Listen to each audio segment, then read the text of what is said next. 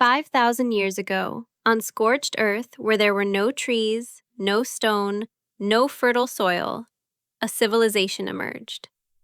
They knew the stars better than we know our neighbors. They built cities with sewage systems when the rest of the world had not yet discovered the wheel. They created laws, mathematics, writing, and the calendar, all of it appearing as if from thin air, without visible predecessors, without gradual development, without logical explanation. They were called the Sumerians. And no one to this day knows where they came from. Imagine standing on a flat, endless plain. The sun is merciless. The wind carries nothing but dust and heat. There is no wood to build with, no stone to carve, no rain to count on. The rivers flood unpredictably, swallowing everything in their path. By every measure of nature, this land was cursed, a place where civilization should never have taken root.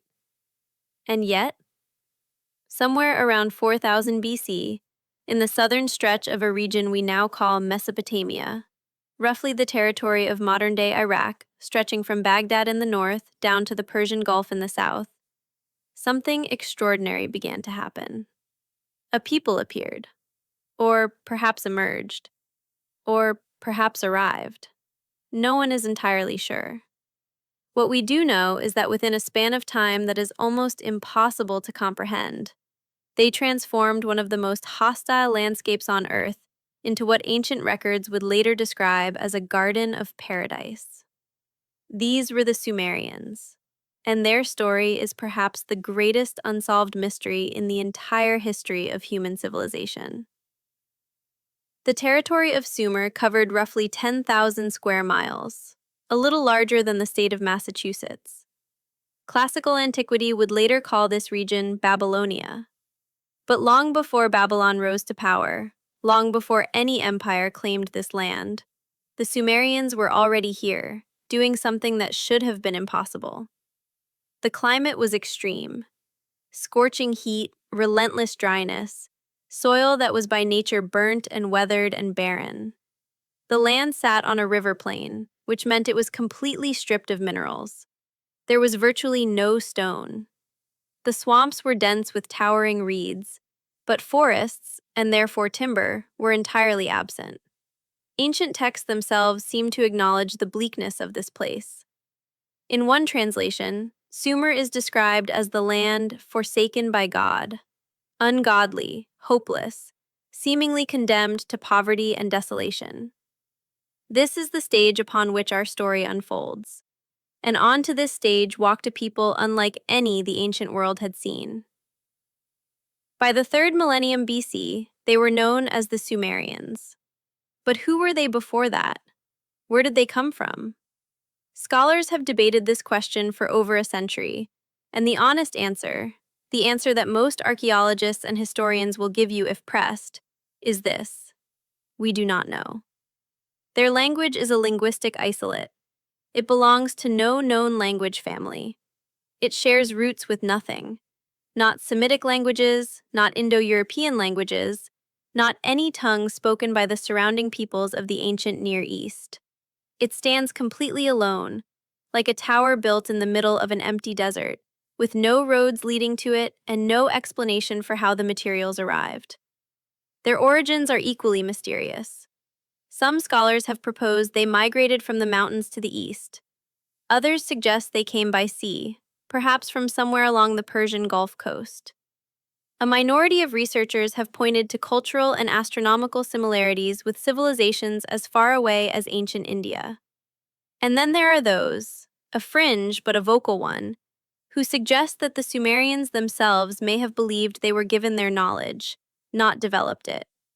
We will return to that idea. But first, let us look at what they actually built. Here is what makes the Sumerian civilization so deeply unsettling to study. When we look at the development of most civilizations throughout history, we see a gradual curve. Stone tools give way to bronze. Nomadic tribes slowly settle. Villages become towns. Trade routes develop. Writing emerges, crudely at first, then with increasing sophistication. It takes thousands of years. It is a long, slow, painful process of trial and error and incremental progress. The Sumerians did not follow this curve. Within just a few centuries, a blink of an eye in historical terms, they appeared to have skipped entire stages of development that other civilizations took millennia to reach. It was not evolution. It looked, to many researchers, disturbingly like a download. Consider what they achieved. The Sumerians are credited with the invention of the wheel, one of the single most transformative technologies in human history. They developed the first known writing system, called cuneiform, pressing wedge-shaped marks into clay tablets to record everything from business transactions to epic poetry. They created the first codified legal systems, with courts, judges, and documented laws that predate the famous Code of Hammurabi by centuries. They established a system of governance, kings, councils, administrative hierarchies, that formed the template for every state that came after. But it goes further than that. The Sumerians divided the sky into 12 sections and gave us the zodiac. They divided the day into 24 hours, the hour into 60 minutes, the minute into 60 seconds. A mathematical framework we still use today, 5,000 years later. They developed advanced agriculture, engineering irrigation systems that turned desert flatland into productive farmland, capable of feeding entire cities. They practiced medicine. They studied astronomy with a precision that would not be matched in the Western world until the Renaissance. And they worked with metals. Over 20 distinct varieties of copper alloys have been identified in Sumerian artifacts, a metallurgical sophistication that speaks to an industrial knowledge base that seems almost anachronistic for the era. Cities, with sewage systems, with multi-story buildings, with organized markets and legal contracts and schools. When the rest of humanity was still hunting and gathering, struggling to survive, the Sumerians were essentially running the ancient equivalent of a modern state. How? How does a group of people, appearing seemingly from nowhere, speaking a language connected to nothing, build all of this in just a few hundred years? If we take the pace of Sumerian development and project it forward, some researchers have made a staggering observation. Had the Sumerians continued on the same trajectory without interruption, they may have reached something resembling an industrial revolution 2,000 to 3,000 years before we did. Let that sink in for a moment. We are living in the 21st century, surrounded by technology that took all of recorded human history to develop. And yet there is a genuine, serious academic argument that a civilization from 5,000 years ago was advancing so rapidly that, under the right conditions, they could have beaten us to modernity. The Sumerians themselves offer a curious explanation for their own origins and achievements. Their texts, thousands of clay tablets that have survived the millennia, speak of beings they called the Anunnaki. These were described not as gods in the purely spiritual sense, but as physical entities who came from the heavens and taught the Sumerians the arts of civilization: agriculture, law, writing, mathematics. According to Sumerian mythology, these were not invented by humans through trial and error. They were given, delivered, handed down from beings of superior intelligence. Most mainstream historians treat this as mythology, as religious storytelling, the ancient human tendency to attribute miraculous achievements to divine intervention. And that may well be the correct interpretation. But here is what makes the Sumerian case different from other mythologies. They were not describing vague, shapeless gods. Their texts are specific. The Anunnaki are described with physical characteristics, with names, with individual personalities, with missions and disputes and hierarchies of their own. The descriptions are strangely technical, strangely precise, strangely unmythological in tone. Whether one chooses to interpret this literally or symbolically, the question remains: where did the knowledge come from? And then, just as mysteriously as they appeared, the Sumerians vanished. Not suddenly. History rarely works that cleanly. But by around 2000 BC, the Sumerian civilization as a distinct cultural and linguistic entity had effectively ceased to exist. The cities remained. The writing system survived, adapted by successor cultures. The laws endured. The astronomical knowledge was inherited. But the Sumerians themselves, the people, the language, the original spark, were gone. The prevailing academic theory points to a prolonged and devastating drought.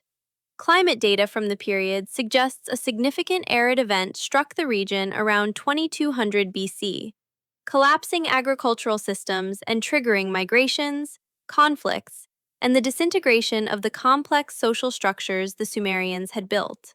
The great cities were abandoned.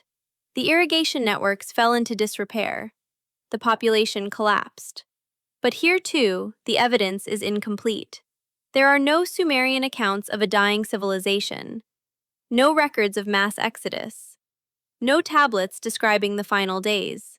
The silence is itself a kind of mystery, a civilization that documented everything, that recorded business deals and love poetry and astronomical observations across thousands of clay tablets, left behind no clear record of its own end. It is as if someone turned off the lights. What remains is extraordinary. The wheel, the hour, the minute, the written word, the concept of law, the division of the sky, the foundation of mathematics, the first cities, the first schools, the first recorded story, the Epic of Gilgamesh, a tale of a hero searching for immortality, written down in Sumer thousands of years before Homer, before the Bible, before any other narrative literature we know of. In a very real sense, you are living in a world built on Sumerian blueprints. Every time you check the time, you are using their system. Every time you read a legal contract, you are operating within a tradition they invented. Every time you look up at the night sky and trace the constellations of the zodiac, you are looking through their eyes. A small group of people, on a strip of barren, unforgiving land, with no natural resources and no apparent predecessors, built the foundation of human civilization in a few hundred years. No one knows who they really were. No one knows where they truly came from.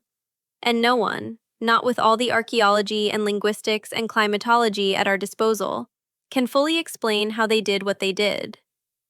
The ancient Sumerians called their land Ki, simply Earth. They saw themselves not as one culture among many, but as the people, the original people, the ones who had been chosen, or created, or arrived, to bring order to chaos, to build something lasting out of nothing. Maybe they were right. Or maybe the real mystery is not who they were, but what they were trying to tell us. Because they wrote everything down. Every transaction, every myth, every astronomical calculation. They wanted to be remembered. They wanted to be understood. 5,000 years later, we are still trying.